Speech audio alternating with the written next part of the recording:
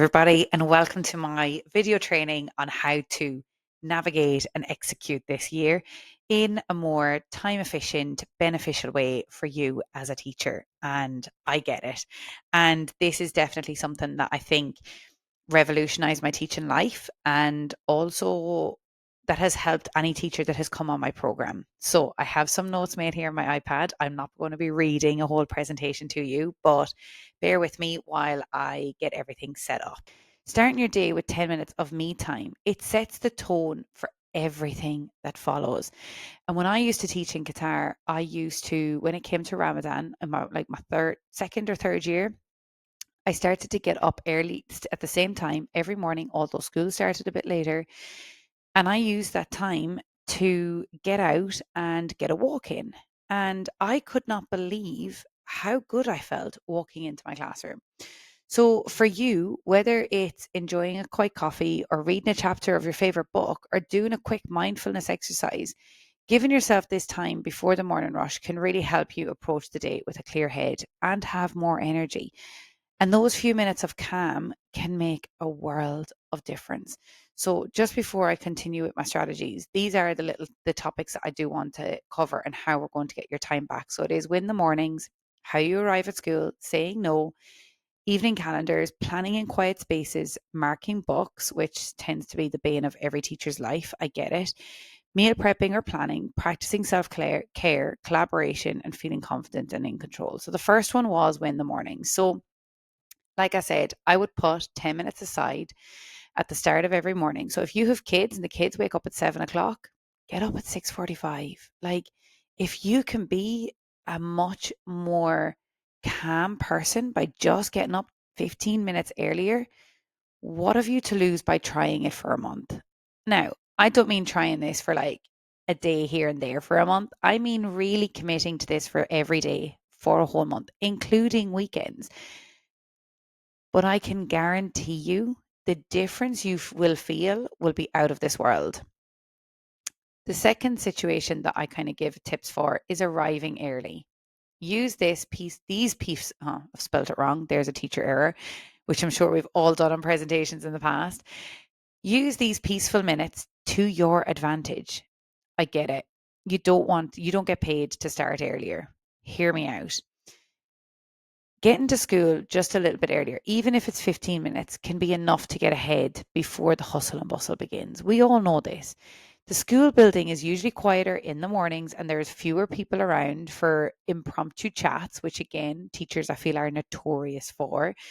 And this time is golden. You can set up your classroom, plan some lessons, or even catch up on emails without distractions. And we all know how many emails can tend to come through a day. Arrive early and use those minutes, peaceful minutes, to your advantage. We all know after the kids go home at the end of the day, it's chaos. It's still chaos. Let it be meetings, planning meetings. It could be school meetings. It could be teachers coming into your classroom every 2 seconds for a chat. And it can be so distracting. However, if you look at the mornings, anyone who goes in the mornings is there for, and they mean business, but also, you don't see people kind of hovering around the corridors like they do after school. It's more of a calm, peaceful time. Again, linking with your mornings. Using every minute in the building to your benefit can make a significant difference. And when you intentionally start your day in a calm, organized way, you're less likely to feel overwhelmed as the day unfolds. And we all know how overwhelming these teacher days can be. Some days are fantastic, don't get me wrong, but wow, I will never forget the constant feeling of feeling like I was on a hamster wheel or that I was in a theater 100% of my day in that building and being a role like as if I was in a play, like I was the main character in a theater in a play. It doesn't have to be like that. So, the third thing that I always give tips on is how teachers refuse a last minute request from a colleague or a head teacher. Saying yes to everything means you're saying no to your own boundaries. So, let's talk about this. This is one of the biggest challenges teachers face, in my opinion. And it's the biggest factor is saying no. This is something I didn't master until 11 years into the profession. And it's easy to say yes to every request from your principal or head teacher or colleagues because you want to be helpful. It's in our nature, it's what we do. But remember, saying yes to everything is saying no to your own time and your boundaries. And we all know that one teacher who strictly sticks to their job role, does what's required, and rarely takes on anything extra, these teachers aren't lazy, which they will be categorized as. They've mastered the art of setting boundaries and they protect their time. And guess what? They are usually left to it and respected for it. Instead of feeling frustrated or overwhelmed, consider joining them. Like when you say yes to every single task, people start expecting more from you. And it's hard to break that cycle. So respect your own time and only take on what aligns with your priorities or what truly benefits the students. Now, that last bit, truly benefits the students, was my number one go to. Is this going to benefit the kids in my class? No, then it's a no. Is this going to benefit the kids in my class? Yes. In what way and to what degree? Then it's a maybe. If I can evaluate that and really see the benefits of what I'm about to say yes to for the kids in my class, then it's a yes. And that's the only time it's a yes. So setting boundaries, and honestly, when I started setting boundaries, I found that colleagues and the head teacher and deputies and management were leaving me alone, and they were actually leaving me to do my job. And I was one of those teachers for 11 years that if anyone asked me to do something, it was done in minutes, right? Or it would completely, if it wasn't a project that could be done in minutes, it would completely consume my energy and it would actually take away from what the kids got in the classroom. I would be getting frustrated, my time management was thrown, and usually it was always extra things. It wasn't a small project, it was usually a bigger project. And actually I've heard teachers give out about teachers who'd leave on time and came in first thing, and like who came in on like as the time was set in the school. So we'll say, for example, your school day is 8 to 4 o'clock. Teachers who come in at 8 and leave at 4 were frowned upon. Why is that frowned upon? Hustle culture is not it. And your time and your energy is to be respected far more than that. And setting boundaries around that can really help. So, my tip for this one is to stop saying yes and to say more a little bit more frequently. The next one I would say is spacing out activities and schedule downtime. Your energy needs recharging too. So, let's shift to our evenings. We all know the importance of balancing work and life outside of school, right? But it's easy to overcommit. Let that be bringing back books to your house to mark, or bringing your laptop home to do some extra planning, or to do some forward planning, or to do, I don't know, meet deadlines on reports, or parents' evening is coming up. So you have all of these extra papers to fill out and complete, right? If every evening is filled to the brim with activities, meetings, or social commitments, burnout is inevitable. And instead of cramming your calendar, be intentional about spacing out your activities. So, for example, people with kids and with their own children, I find that they want like to fill every single evening with an activity for their child. And again, I get it. We want to keep them busy. We want to give them access to all of these amazing sports and activities that are out there after school. Incredible. But that requires you to bring them to all of these places. So, potentially spacing out activities that they do year on year, pick the ones that they're really enjoying, and literally just kind of making it just those events and those activities. Saying no should become your new normal this year. And prioritizing downtime is just as important as other responsibilities. And I mean, instead of speaking to people with just children on here, it's like, let's speak to some singles. So I was single in the career for 13 years. And yes, was that used to the school's advantage? Yeah, probably. And a lot of single people out there will probably agree with me that they are kind of the ones, quote unquote, expected to do X, Y, and Z. Because, I mean, you're not going home to kids. What are you going home to? It's like, actually, I'm going home to my downtime, or I'm going home to do a walk, or I'm going home to have a run, or have a hot bath, or do something that isn't teaching, right? And that could literally be relaxing on the sofa, taking a bath, or simply having an evening with no plans. Like giving yourself space to unwind is essential. And I think that teachers really struggle with this because we go from 0 to 100 and we are at 100 throughout that whole school day. To then for me to come on here and expect you then to go from 100 back down to 0, like how do I want you to do that? And it's by practicing and with consistency. And I know that that word gets thrown around all the time. Be consistent with something, it will stick. It is, it's true, but you have to really want it. And oh my goodness, in a teaching career, do you have to stick through it and stick to your boundaries and stick to your nose to get that done? And you might not get to 0. You might only get from 100 to 50. And if that's where you can chill and that's where you can get your downtime, then let it be 50. But remember, overloading your evenings will only drain your energy and make you less effective in both your personal and your professional life. Okay. So, the fifth tip that I like to give is planning time is for planning time. Set boundaries and stick to them. Now, I have clients from Northern Ireland or the north of Ireland, depending on lots of political things. I also have clients in Scotland, clients in England, clients in the Middle East, clients in Spain, all of whom are teachers.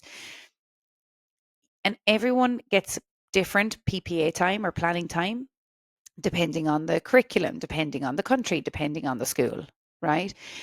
And your planning time during school is another area where boundaries are key. And we all know how easily planning periods can turn into a catch up session with colleagues or extra meetings or just simple distractions. All the emails, the displays, the books that need marking. But this time is precious. Protect it fiercely. If a colleague wants a chat or your principal asks for something during that time, it's okay to respectfully decline and say, I'm using this time for planning for the children. You can always suggest catching up outside of school hours if it's something social, or for your head teacher, potentially ask to either delegate the task to somebody else who has their planning completed, or is it possible to get some extra time out of class in order to complete that task? I have done this in the past where I have ignored my own boundaries and taken on all these extra tasks. And did it all get done? Yes. Was my time the consequence? Yes. Whereas now, well, not now, in my last 2 years, I would say to whoever asked me to do that task, can you cover my class while I do that task? More often than not, the answer was yes. And it really helped because not only was I then able to help, but I was able to get the task done and my time wasn't affected. And by staying focused and protecting your plan and time, you set yourself up for success and you feel less stressed when unexpected tasks pop up later and deadlines are looming, right? The sixth tip that I kind of talk about is marking books in real time. Mark on the go. Real time feedback saves time and enhances learning, in my opinion. Marking in another area is another area where you can reclaim valuable time. Instead of saving all your marking for after school, try assessing students during the lesson. Giving real-time feedback allows students to make adjustments immediately and helps you avoid hours of marking once that bell goes. But actually, what I have found in the past also is not only does it allow the student to make adjustments immediately, but actually, if they don't get time to do it immediately, they know what they need to do the next day. Instead of reading a comment at the bottom of their page, not understanding the comment, having to come to me anyway because they don't understand what they were meant to do, they've clearly done it wrong. It allows them to understand what they need to do. They can just get on with the task the next morning or the next day, whenever that lesson appears in your calendar or timetable. And this approach not only saves you time, but also enhances their learning time. We can see that. They get clear guidance when they need it and reduces the pile of books waiting for you at the end of every day, which, oh my goodness, why do we have so many subjects and so many books? And suddenly at the start of the year, you're like, oh yeah, this is okay, until you have to get marking them and then they are never ending. So I get it. The seventh thing I always kind of talk about, and again with my clients, this has been a game changer, is meal prep in advance. And this reduces decision fatigue and saves time. And let's talk about your evenings again. So specifically dinner time. After a long day, deciding what to cook can feel like the last straw in a very big box. And without a plan, you might end up grabbing something unhealthy or skipping dinner altogether. And this is where meal planning and prepping can come in.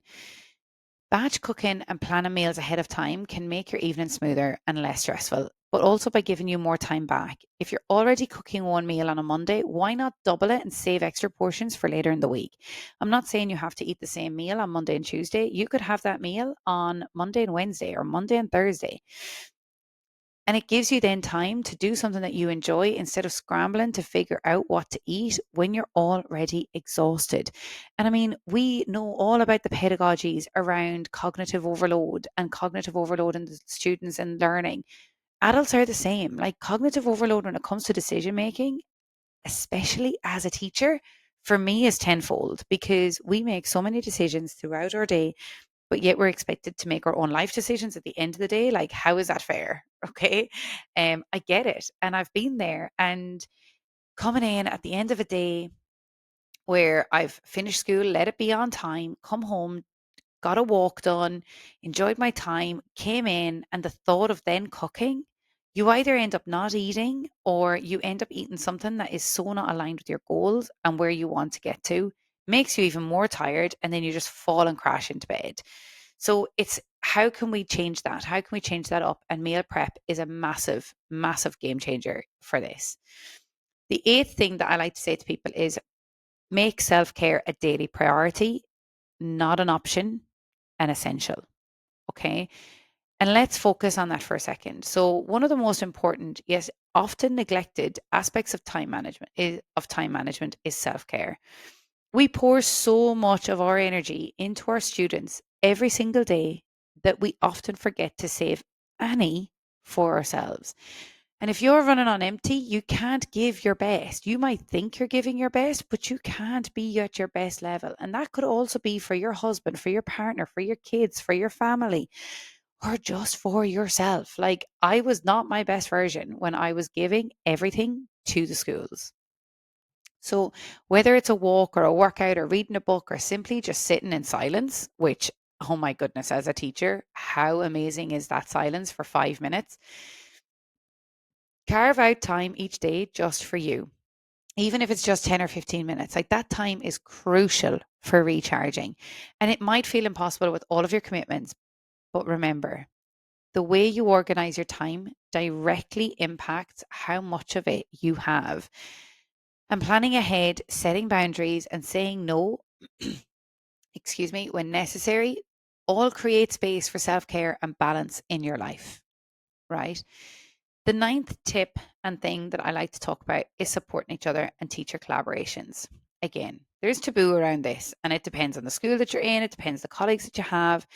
But why do teachers like to hoard all of their ideas and their resources? The power of collaboration is huge. Sharing strategies and tips and resources with your colleagues can save time and lighten the load for everybody. The minute I used to start a team meeting, I would ask people, like, right, how are we going to do this for the year? Like, are we just going to, share everything that we have? Is there a limit? Is there not? Are we going to hoard resources? Usually, 9 times out of 10, it's no. We like, let's share. Like, let's make this an agreement now that we share anything that we have that can benefit our kids, benefit our time. And from co-planning lessons to sharing marketing strategies or collaborating with colleagues can be a huge time saver. And let's face it, sometimes just knowing that others are going through the same challenges can be comforting. And we're all in this together. So don't be afraid to reach out to your colleagues, share ideas, and lean on your school community. So the last thing that I want to talk about is take control of your time and make this year your best year.